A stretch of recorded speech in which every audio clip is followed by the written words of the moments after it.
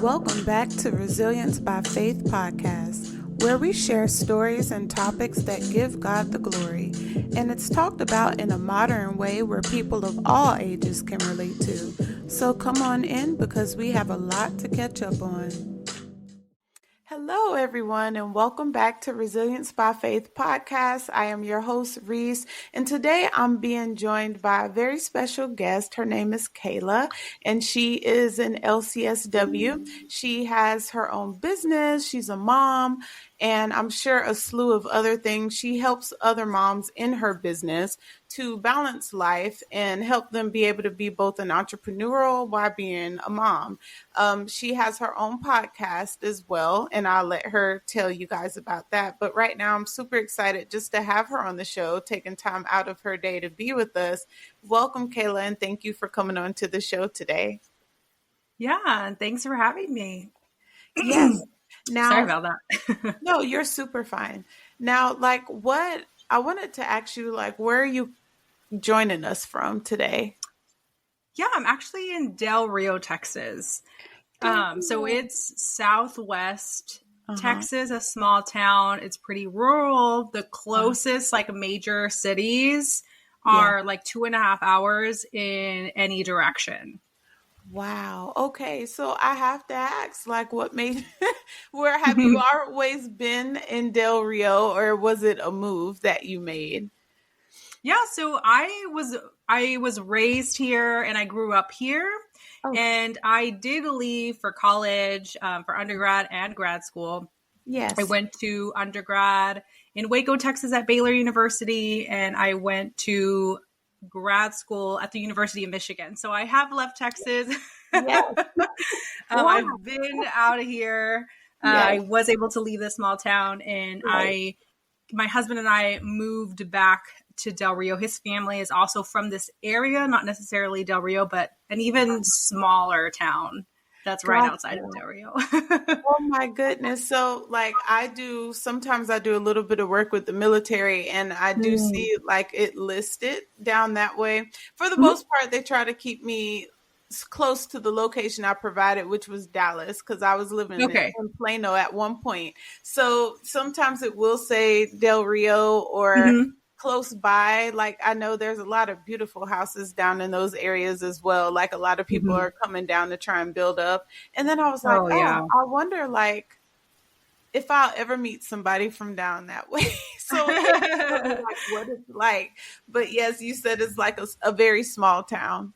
It's, I guess, not very small. It's definitely growing, but it's not, it's not this big city. So it's definitely smaller than any of the major cities. Yes. But it's hard to describe because any city that's in between. So one of the closest, more known towns, I guess, city is San Antonio. Yes. Okay. But so between Del Rio and San Antonio, there's smaller towns, tiny cities in between.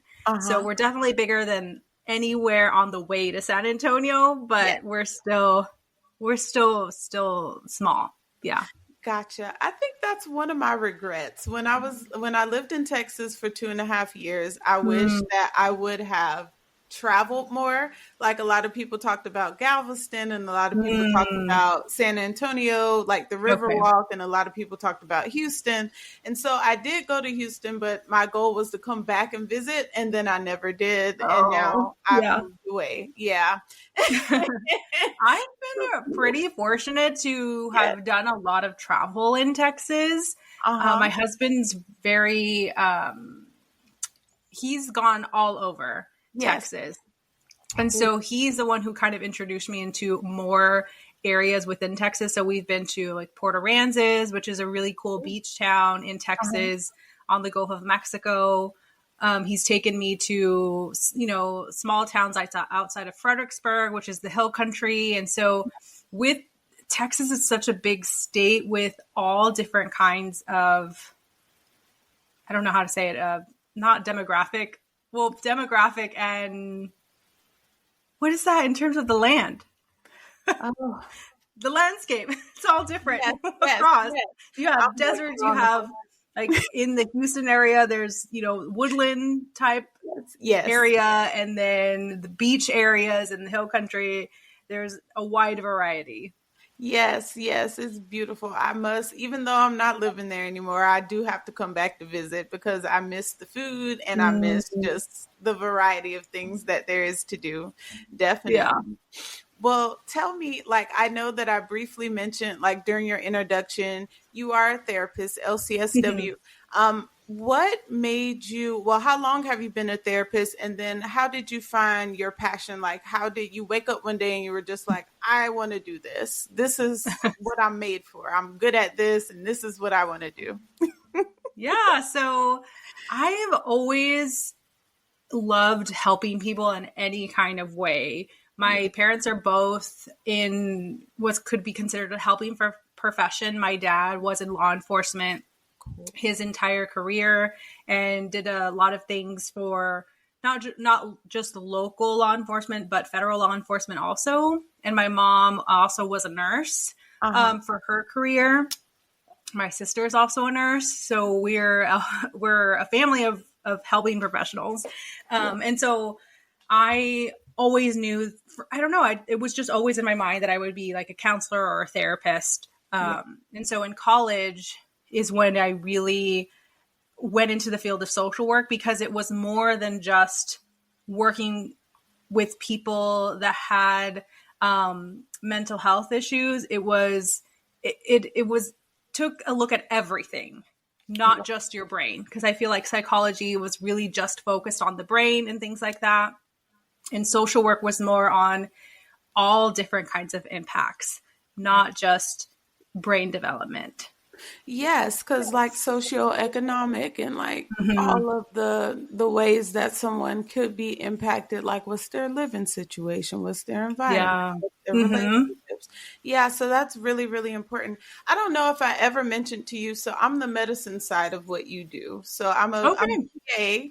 PA in psychiatry, and I love what I do, but I like it better when I work and I can talk my patients into going to seek a therapist. And Oh then yeah. like when me and the therapist can like give each other progress notes, and we can Mm-hmm. talk about like what's going on, or what are you seeing on your end, so we can work together to serve the patient. I love that. And thank Absolutely. you for what you do, because we don't have enough people. So I'm Yeah. very thankful for what it is that you do and how you help your patients. Because we don't have enough.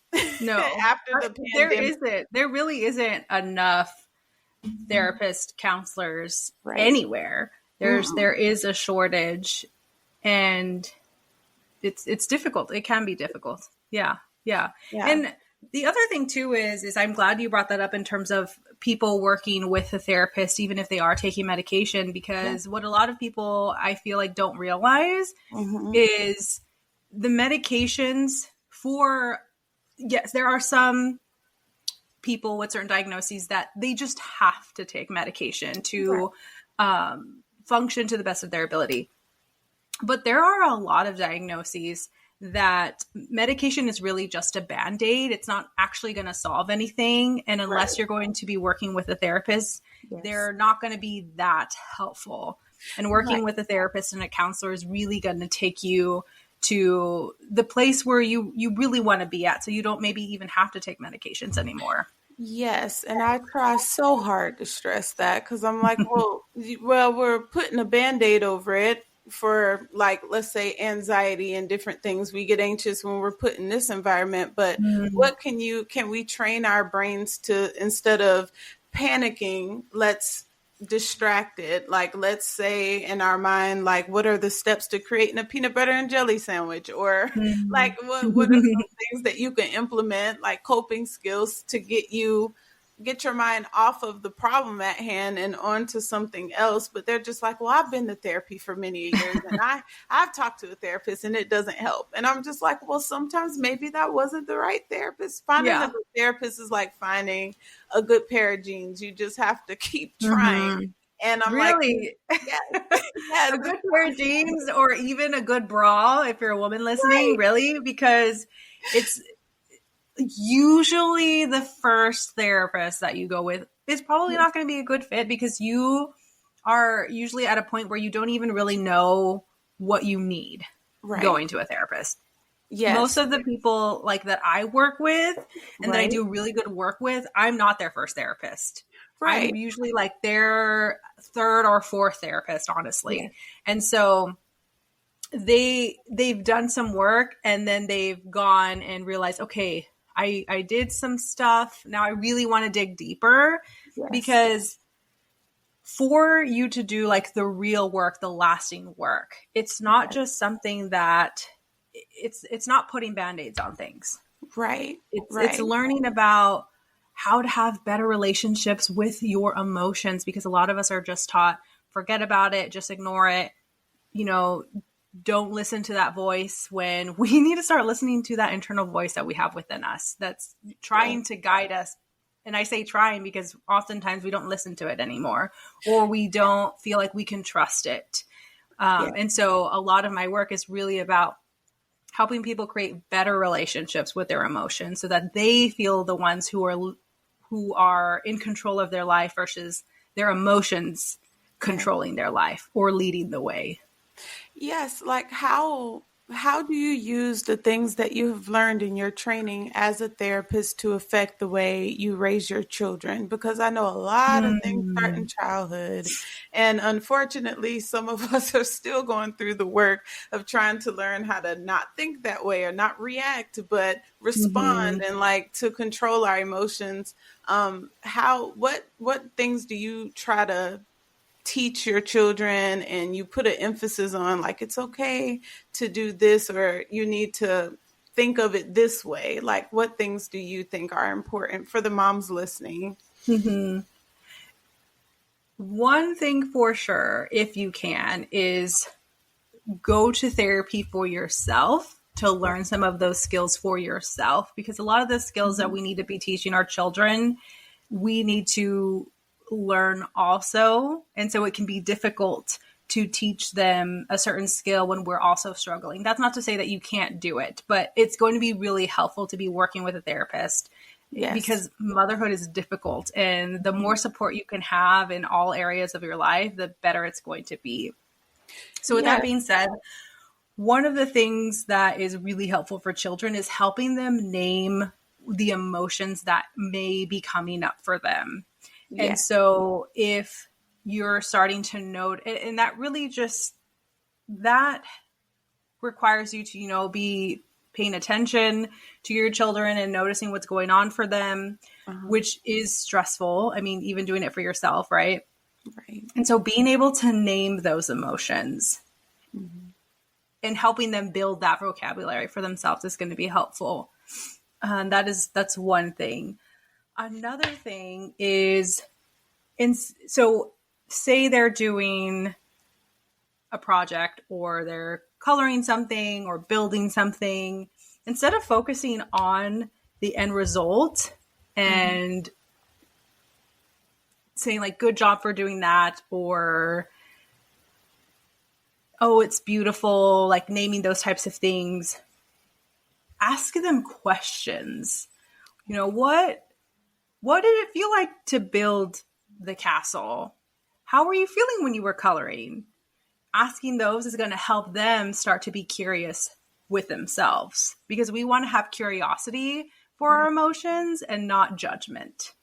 So when we say, oh, that's a beautiful drawing, if the next time their drawing's not that beautiful, or later in life when things aren't beautiful or amazing, it's going to be difficult to work through that. And this is like the foundations of where perfectionism kind of starts to build within people. Yes. And that made me smile when you said the first task, naming the emotion, because they have this wheel of emotions. And I go to therapy too. And I was working with my therapist, and I was like on TikTok, which is like a helpful and the devil all at the same time. So they were talking about this wheel, and I looked up the wheel, and I was like, this is what I feel. And as you go further into the wheel, they're like the emotion, the real emotion of what you're feeling. So I was naming my emotions wrong, and I was just like, okay, the feelings wheel. I like the feelings wheel, but I know it can be very helpful. So I'm glad that you said that. And I wouldn't even say like naming your emotions wrong. It's what's really going on for us, because sometimes it's like with anger, there's usually so much underneath anger, but that's how it's coming out. Right. In anger, when a lot of it could be frustration, oh my goodness, frustration, loneliness. You know, there's a lot of stuff that can come under anger. And I'm saying under because if you think about it as an iceberg, there's, you know, an iceberg is huge, and what's at the surface is a small portion of that iceberg. And so if you can Google like anger iceberg, there's like a great image that'll pop up for you. Okay, definitely. And speaking of anger, because I know sometimes stress can appear as anger, I wanted to definitely ask you, because you said one of your specialties was stress management. And I wanted to ask, this is still the beginning of the year. And I know a lot of people they could be stressed because maybe they're not meeting their goals that they set for themselves in January. Now it's February going into March, and maybe they're not where they want to be. And I know, like, even me included, like, you can look at other people who are crushing their goals and then kind of get discouraged, and you're just like, oh, well, maybe I'll try again next year. Or maybe like this unrealistic response of like, well, I failed. I'm going to wait a whole, 10 months and to try again. And so what type of tips would you give someone who are probably putting a lot of stress and pressure on themselves, not even society or their family or other people on the outside, it's them, and how they're kind of thinking about the situation? This is a really great question. I'm glad we're diving into this, because you're right. Even though we're already past the new, like, starting New Year's resolutions and stuff, right? March and April is about the time when people kind of fall off. And one way to look at this, and one way to stay on track with your goals, is to think about it in terms of being consistent instead of being perfect. Right. So say you've set a goal, like I'm going to go for a walk every day during lunch. Right. One, if you never go for a walk during lunch, every day is going to be difficult. So we want to think in terms of also what is realistic for us in the starting point, right? So that's a whole nother point.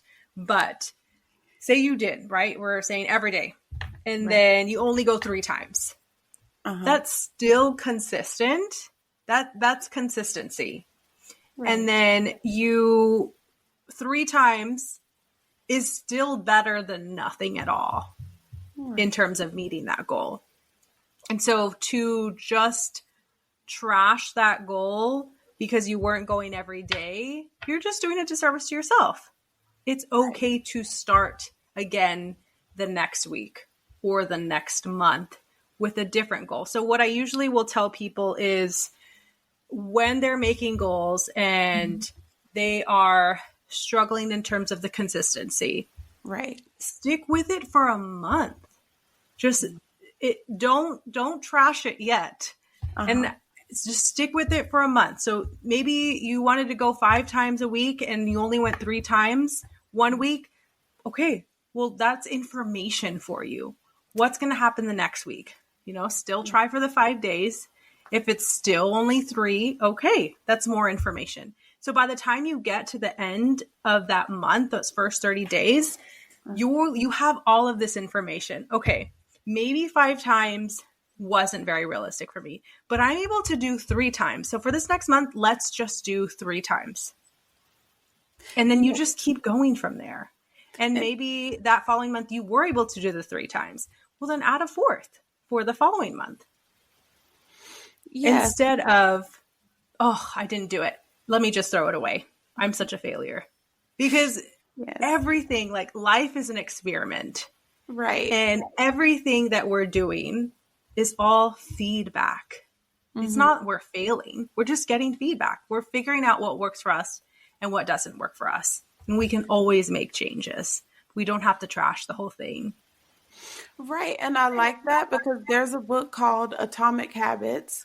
And I just started that book. And he talked about, like, instead of focusing on like the outcome of what you want to happen, focus on the steps you need to take to get to the outcome, and just celebrate who you're becoming in the process of reaching the goal, whatever that may be, like to how to be the most productive. And that just kind of like falls right in line with my next question I have for you. So we talked about the stress. Now we kind of got a different perspective, a different shift. But what would be your tips of, and I kind of already touched on it, but like how to get the most productivity out of a day? Like if we have a to-do list of 20 things to do, how can we break that up? I'm guilty of that too. Oh, yeah. So with that specifically, so to answer the question of how am I going to get the most productivity out of my day, the answer is going to be scheduling breaks into your day. Okay. And so some people here might be, but I want to get more done. Right. If I take these breaks, I'm not going to get everything done that I want to. And maybe not. Yeah. But studies have shown that our brains cannot focus intensely for more than 6 hours a week. Not a day. 6 hours a week. A week. That's all our brains can really handle. And so most jobs expect us to have all that focus within one day. And it's not biologically realistic. Right. So scheduling breaks, although that's a whole systemic problem, right? So unfortunately, there's not much that we can do there. But most jobs have implemented policies that state what kind of breaks you get, whether that's 3 15-minute breaks and a lunch break, however that is. Take those. Because when you give yourself the time to take a break and rest, you're going to be so much more productive because you're not working on fumes. Right. So first is starting there. Yes, a lot of us think the opposite though. Right when you said breaks, I was like, uh-oh. Because I automatically knew, like, let's be more productive. It's like running on a lifelong hamster wheel and never getting to the end of it. You're just running. And I think that's really an issue. I saw a video of a girl, I think she lives in Italy, and they shut down at noon and they all go home for an hour. And they have like a certain way that they schedule their meals and dinner.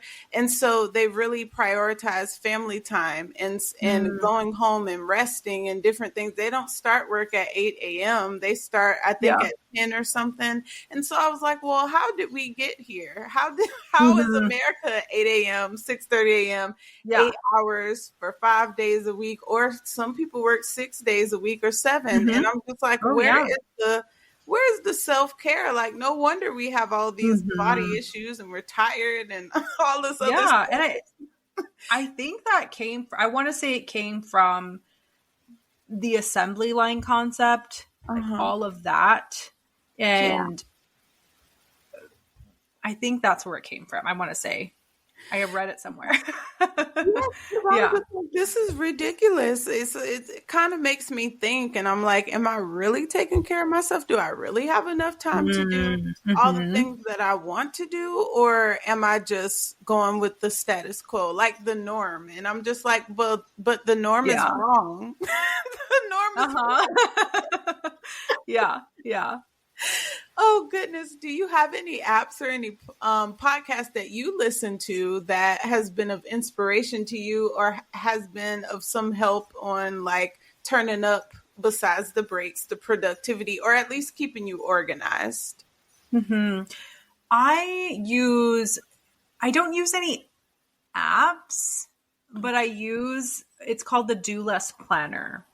Doulas. And so that is really helpful for me in terms of, so the Do Less Planner came from or stemmed from a book called Do Less by Kate Northrup. Uh-huh. And so, and it's called Do Less, a revolutionary approach to time and energy management for ambitious women. And so from there, she created the Do Less Planner. So those kind of go hand in hand. And so that's where I got that planner from. Okay. I would also recommend, it's a really great read, and it is for women, but it's a great read for anybody. Okay. And Well, so definitely I'll add that to my Amazon list. yeah. I've really enjoyed reading that book. And in terms of like the to-do list specifically, the likelihood of being able to complete 20 tasks in one day. I mean, have you ever even been able to check all 20 of those things off? Right. Yeah. And so it can be more helpful to do a weekly to-do list. So have a to-do for the week and then be able to fill those things in your days throughout the week. Yes, that seems a little bit more doable. Lord have mercy.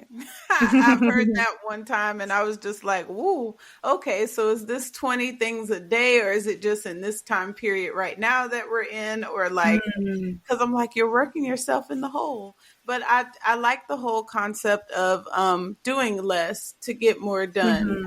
Because I do think that a lot of people put themselves on the back burner to be able to accomplish like these big things, or to put a rush on their goals, or whatever it is, whatever the end goal is for them. And as a result, like they end up feeling tired, aches and pains, sickness, all the things. And so I'm glad that you highlighted that, because that's really, really important. I wanted to talk a second about your podcast, the Modern Mom Roadmap to Balance podcast. How long have you been podcasting, and kind of like what made you make up the idea to do a podcast? Where did the idea come from, and what types of things do you talk about on your podcast? Yeah, so it's been less than a year. Tomorrow I'll be releasing episode 22. And the idea stemmed from, I'm also a mom myself, and I have 3 kids, ages ranging from, my oldest is 8, my middle will be 4 and at the end of this month, at the end of February, and my youngest just turned 2. So have a range of littles. And where it really came from is I love helping moms. And in terms of creating balance, we all have our own definition of balance. I don't believe anyone's definition of balance is different, but what helps in creating balance is by knowing all of the tools and things that can help you that is out there. And there are so many things out there that can help moms. We just don't know that they're there. Right. And where that really came from or stemmed from, I guess, is, for example, pelvic floor therapy. Right. So I don't know if you've heard of pelvic floor therapy. It's been around, but many women don't know what it is because they're never given referrals for them, but they can be so helpful before and after pregnancy. And that was actually my first episode that I did. I interviewed a pelvic floor therapist, and it's one of my most popular episodes, actually. And I just wanted to be able to give women a space where they can go to get information on things maybe they hadn't heard of, that they can maybe implement into their life to create the balance that they want for themselves. And that's actually one of the questions that I ask every single one of my guests is, what is their definition of balance? Oh, that's beautiful. I've never actually thought about doing pelvic floor therapy before pregnancy. After, yes. It's especially depending on how many kids that we've had, and then we have uterine prolapse and other things that we have to be concerned about. But like, I never thought before. I thought that you had to have something wrong or something of concern to be able to go into therapy for pelvic floor, but you don't.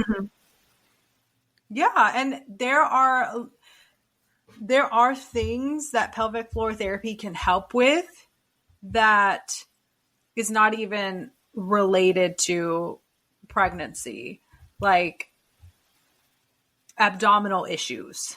That is something that a pelvic floor therapist could potentially help you with.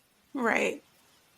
Okay, well, that's wonderful. I'm glad that you said that because you blew my mind. I did not know that at all, but that's it's noted in my brain because one day, I'm going to become a mom. And so I would love to have the information, and definitely I'm going to be checking out your podcast and your episodes and listening to them, because just right there in like 5 minutes, you have given me something to think about and to take into consideration.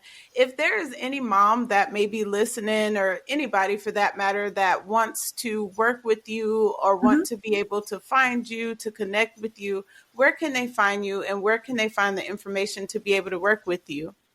Yeah, absolutely. So I do also want to mention that a lot of the episodes on my podcasts are helpful for women in general and not just for moms, but because I do have a passion of working with moms, that is how I framed it.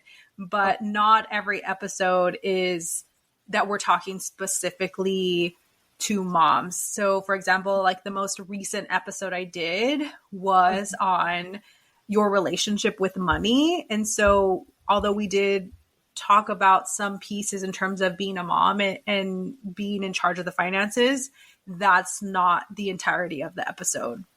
So just an example. But if people are wanting to reach out or work with me, they can find me on Instagram. That is where I am most active in terms of social media. I also have Facebook, but all of my content comes from Instagram.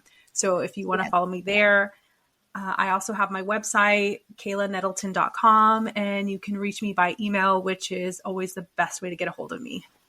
Yes. Thank you so much. So like, we should be like, or maybe I'm putting this idea out there. Maybe we could be expecting a book one day. I don't know, but I just felt inclined to say that, not to put pressure on you or anything, but I just feel thank you. Yeah. Like the information you're providing, I just felt the need to say it. It's like, who knows? I mean, I am definitely one that I am always open to anything in terms of whatever God, the universe provides. Yeah. Yes. Well, thank you so much for being on the show. You were so insightful, and I'm pretty sure the audience feels the same way. Got a lot from this episode. I definitely cherish you. Thank you so much for being on the show. Thank you for having me. Yes. Yes. And for you guys listening, thank you for listening. You can always prepare for our next episode in 2 more weeks. Same time, same place. We'll be here at 8 a.m. on Mondays. But until then, you can interact on the Facebook page, which is Resilience X Faith POD, on Facebook, and on Instagram, Resilience X Faith POD. On Instagram, on our page, you can comment on the flyer for today's episode and talk about what you got from the episode, or you can be in the Facebook group and talk about amongst yourselves what you took away from this episode and how impactful it was for you in your life. And I will see you guys next time. Thank you for listening. Bye, Kayla. Bye. As always, thank you for tuning in to Resilience by Faith podcast. Don't forget to subscribe and like, share, and support. That's the best way to help me reach more people around the world. And I will see you next time. Bye-bye.